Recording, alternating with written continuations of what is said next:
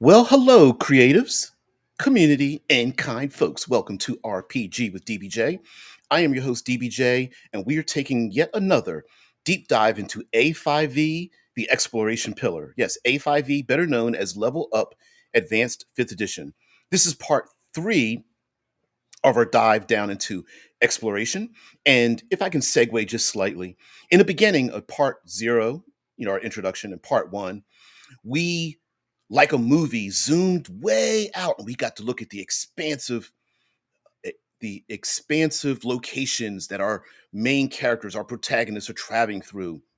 Desolate deserts, lofty mountains, thick jungles, treacherous swamps, and such. And each part, now that we're in part three, we're focusing in closer and closer.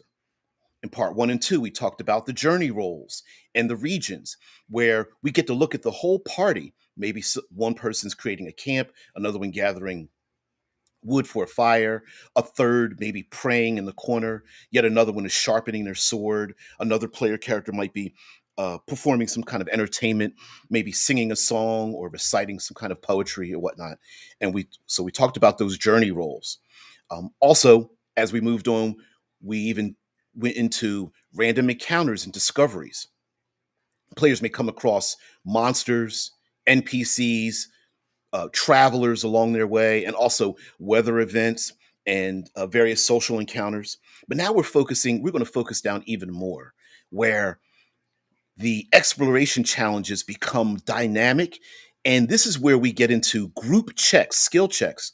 Some may find this as a throwback to the era of fourth edition, where the party was given a challenge and each member of the party needed to make a skill check to involve themselves. And this is what's going to happen here. Also, these exploration challenges are, dare I say, statted out like a stat block, including experience point levels and ways to challenge them. Except in this case, exploration challenges, you can't beat them about the head and shoulders with your weapons. This is going to take far more ingenuity, interaction, and teamwork to overcome. Now, all of these exploration challenges have something in common with them. And here we go.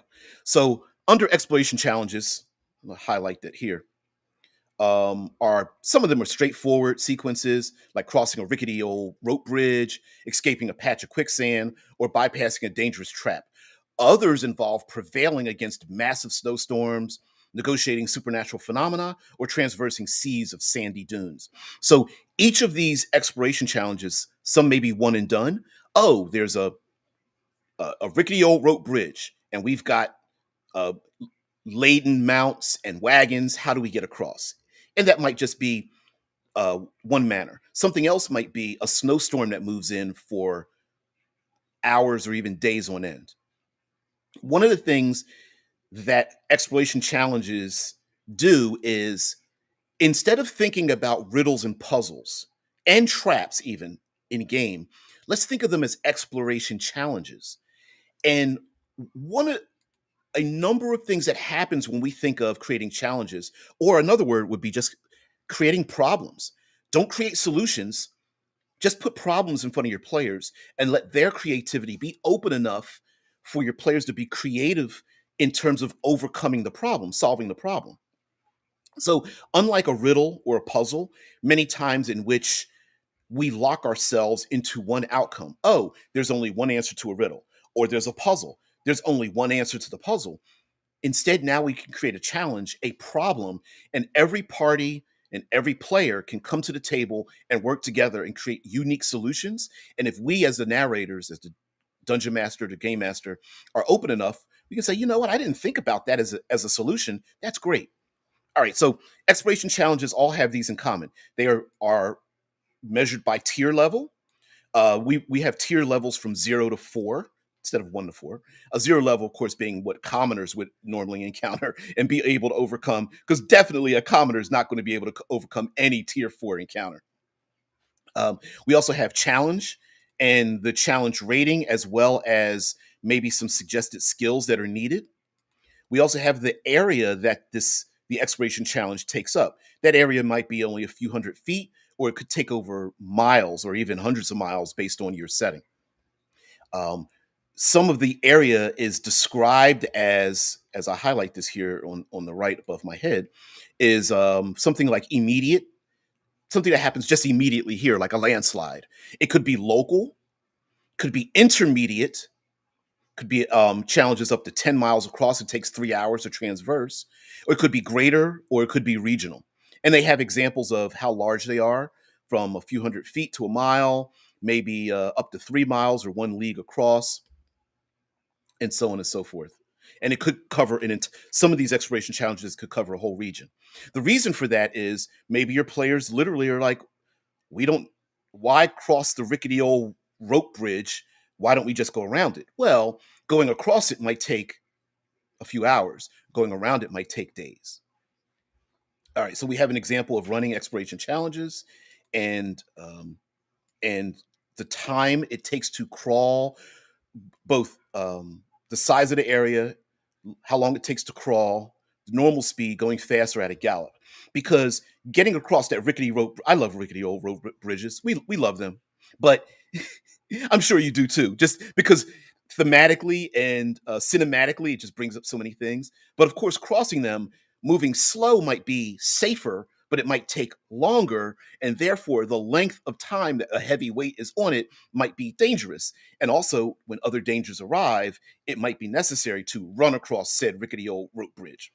All right, so here we have a detail um, about exploration challenges and suggestions on critical successes all the way to critical failures and what could happen during these challenges, as opposed to hand waving them away.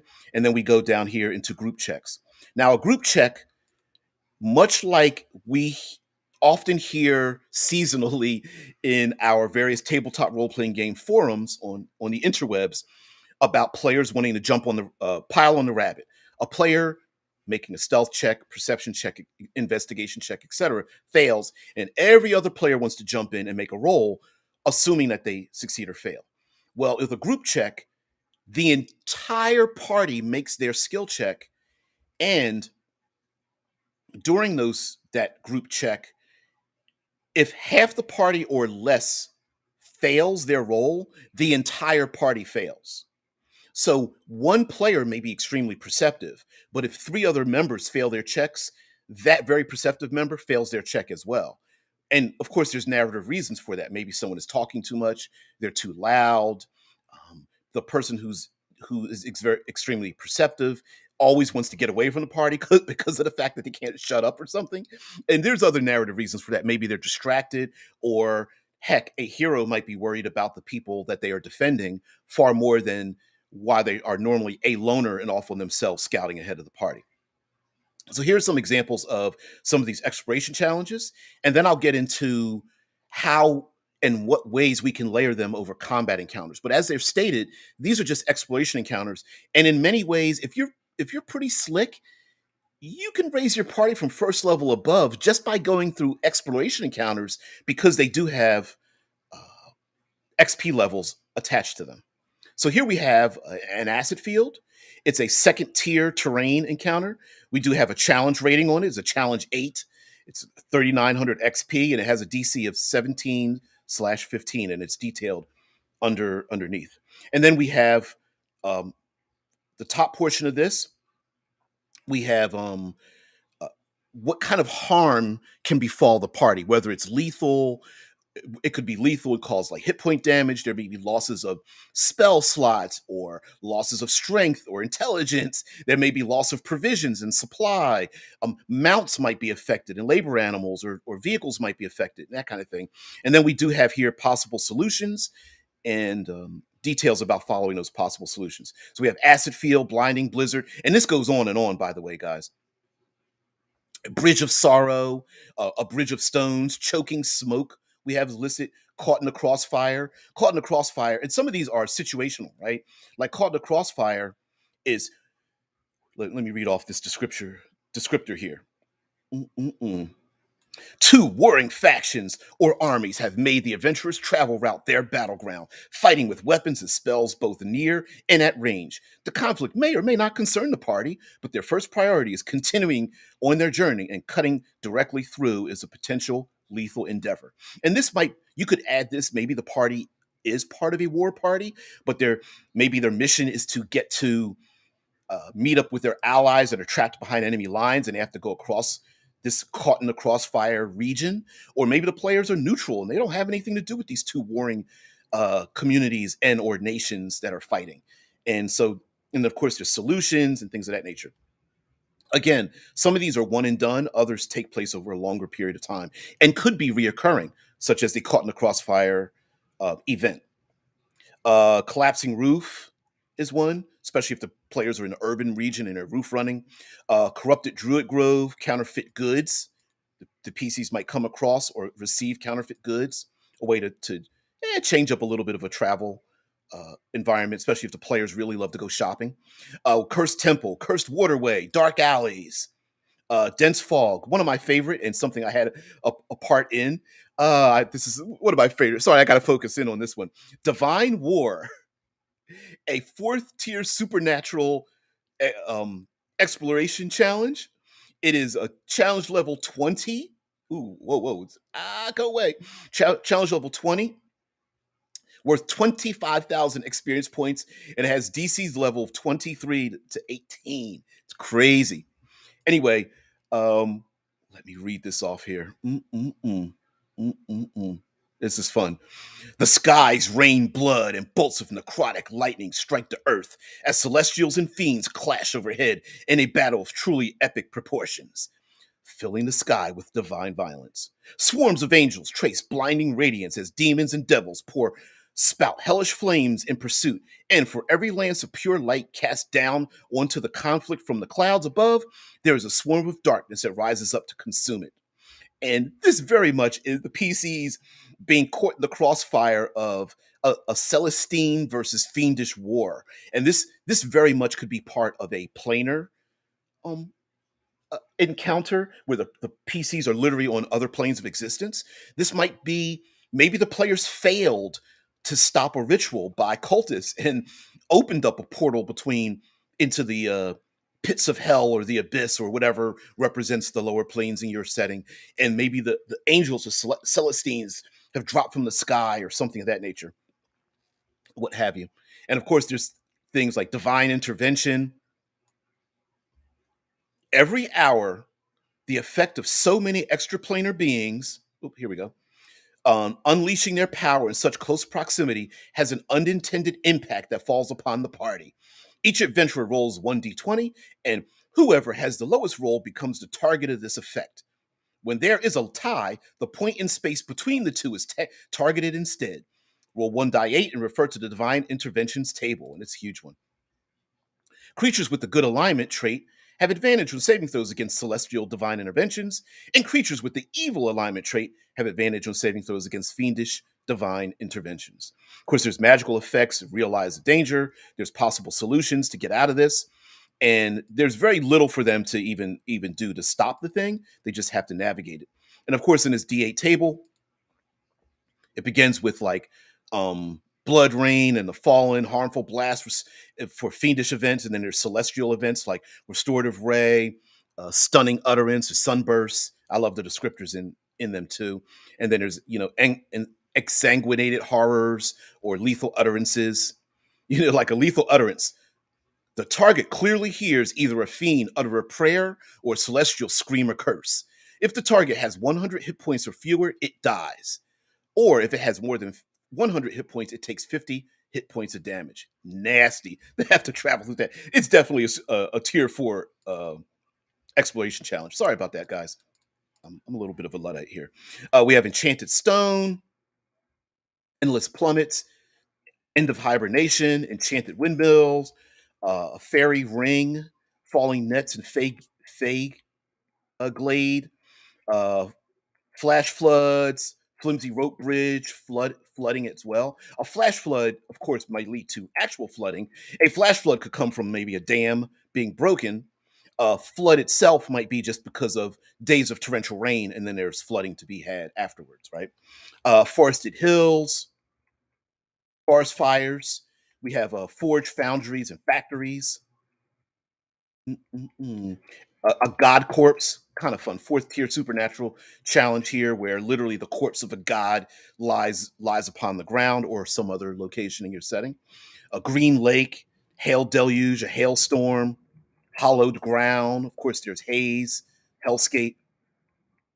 For those who find dark vision to be an issue because it seems to be ubiquitous amongst a lot of the heritages, using other, but you want visual obscurement, using things like haze, smoke, fog, torrential rain, things of that nature, clouds, whatnot. Using those kinds of things might allow you to, because dark vision, of course, doesn't pierce particulates, and therefore you could have some kind of obscurement and enemies hiding in that obscurement, or maybe the PCs use the obscurement to hide from enemies. We have hoarfrost, killing clouds, labyrinthine ravines, yeah, landslides, lethal outgassing, lifeless desolation, living land. What I love about the lifeless desolation, there's some things at the third tier supernatural event, and here, let me highlight this just a little bit. There's some things in here like dust lazily drifts across featureless salt flats that extend to the horizon. Food and water are nowhere to be found, and neither is hope. So one of the things in the lifeless desolation is that players might suffer strife, which is, we talked about this in part zero, where there is fatigue and strife. Fatigue being physical exhaustion, except it's a tracked condition that lasts longer, and strife, which is a mental fatigue that lasts longer, and is tracked and can be alleviated by using supply, food, water, and other supplies, and alleviated by having a rest in a safe haven. Haven is, these words capitalized.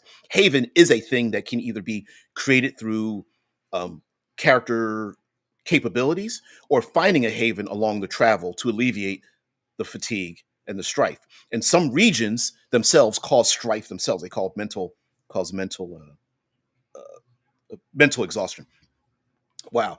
This region is devoid of radiance for lifeless desolation. Spells that deal radiant damage deal half as much damage, and healing spells restore half as many hit points as normal. There are no sources of food or water, and any journey activity checks made in the area to acquire supply automatically fail. Natural undead. Any corpse that is not completely destroyed rises as an undead 24 hours later.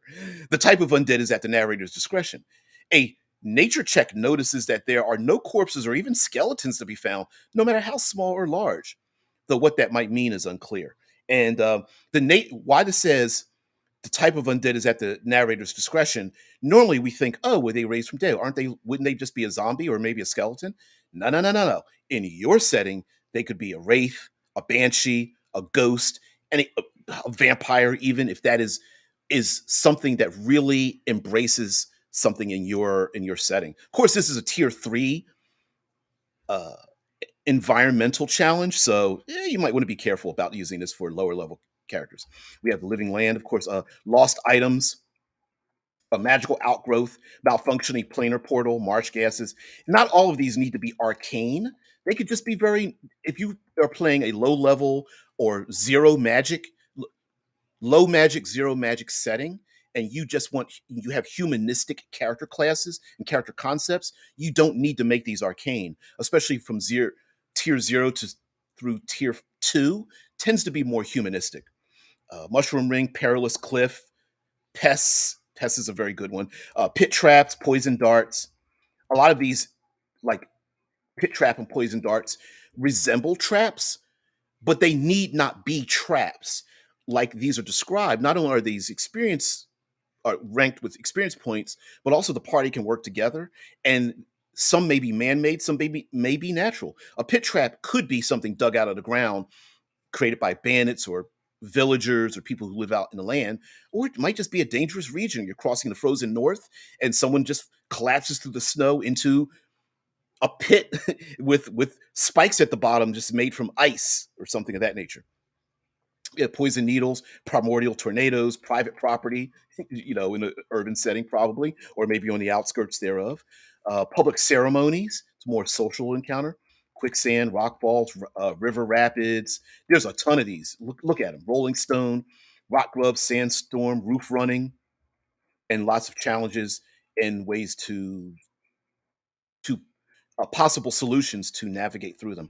Seas of sand, sinkholes, shattered earth, sphere of annihilation, so on and so forth. And as you see, I'm paging through. There's a ton of them. And listen, all of this is to give you a spark as to what may happen in the future. Like you're going, man, I'm trying to think of something happening in the Arctic North, but all I think of is snow. Well, maybe combining a number of these or using them as your own D4, D6 table. You write some notes down on a 3x5 card or your OneNote or your Google Doc, and you go, you know what, I'm going to combine these together. And as the players travel, they can encounter many of these. Now, I mentioned before we also have an example of rules, not example, it's more like a format on how to creating exploration challenges and such. Now I'm going to move back up to, let's go up to here for, I saw something, there we go, thunderstorm, trampling stampede. Let's stay right here. All of these need not be separate from combat. These could happen, and the players, this might be challenging enough. Then the players may come across, maybe you're using random encounters, or maybe you have an encounter where they're meeting enemies out there in the wild. And these events, these effects might be happening in and around the player characters, needing them to have to deal with both. So one this of course is our toolkit as a narrator to say, okay, player characters, hey, there's a thundering stampede. Do you want to avoid it and then you're being attacked by your enemies, or do you want to use the stampede to hide maybe within the stampede, or force your enemies to remain in maybe a narrow valley where the stampede is coming through to take them out? Or maybe the player characters can blend in or run along with the stampede using them as cover, and any number of events of possible solutions to use that in combat and out of combat. Also, with a lot of these events, some of these events are one and done. Pit trap, poison needle, landslide. Others can happen in such a large region that the player characters might at first go, man, there is so difficult for us to get through this, and we have combat with beasts and monsters and things. This is going to be really tough. But they could also figure a way around it and go, you know what? If we're going to be in a blizzard and the Arctic tundra and whatnot, maybe we can use that for our fate, for our benefit. There's a little portion of this at the very beginning where it talks about using and abusing the environment. And as a narrator, allow your players to use and abuse the environment. You're never going to run out of it. Your NPCs can use it, so why not let the players use it as well? It also lets them to interact, feel far more verisimilitude, realism in your world, and interact with the things around it. Much like very old video games that only allowed you to maybe move one or two items. Now, as we're advancing in the tabletop RPG um, community, now we can use all the elements of the game, social pillar and exploration pillar as well, and really integrate them, even if combat is happening. Um, mm, mm, mm. If we go into, we have a wild magic zone, white elk, whatnot, creating exploration challenges. I think we're going to move on to something else. Yeah, we move on to here with maladies like diseases and poisons, things of that nature.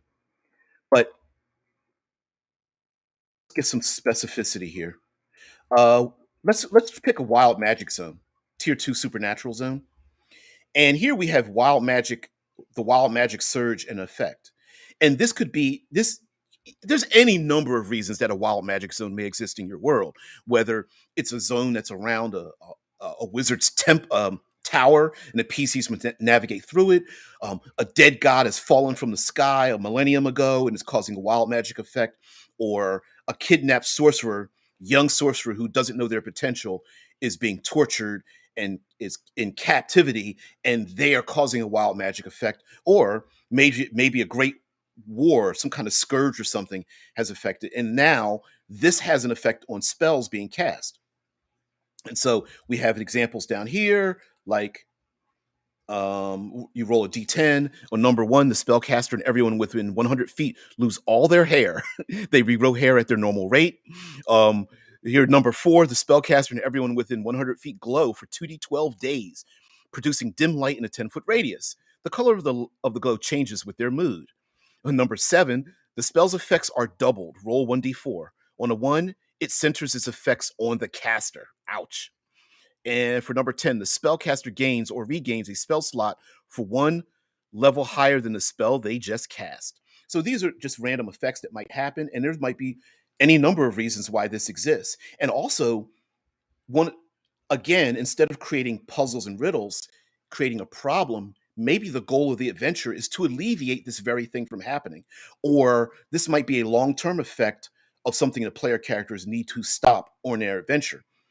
Much like a maybe a lifeless zone, maybe the players are now to bring life back, but because there's something that's sucking life out of the world, they have all of these events. And of course, in many, not all of these, but many of these encounter challenges not only just have solutions, but the players, okay, how can I explain this? The players may not want to solve the situation because if combat is about to start or has started or will start or has already happened, they might want to then use this region or this event to help them out.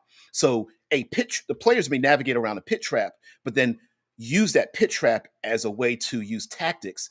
Again, the use of a push or shove maneuver, sure, the wizard may not be very good at fighting, but if they use your quarterstaff to trip and push an enemy into that pit trap, how good is that? Not only do they suffer falling damage, get hit on the spikes, that enemy also has to try to climb back out. And what better way to keep them in a confined space and blast some magic down on them when they're down in that pit trap, right?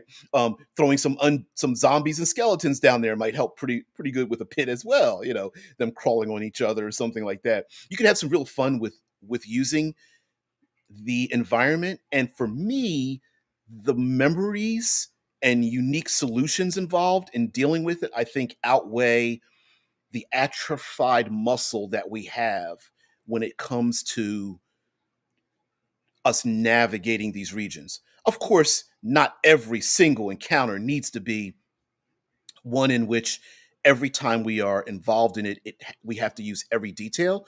You absolutely positively can hand wave a lot of these, but for me, I'm somebody that loves this kind of stuff, and I think you'll find it pretty captivating as well. Anyway, if this is the kind of material you like, please like, share, subscribe, follow, comment, let other people know about it, about the content on this channel. Spread the word about A5E Advanced 5th Edition, the level up from End World, and now, of course, down below in the video, you'll have all the details you need. Guys, have a great one, and of course, bring peace and prosperity and love and tranquility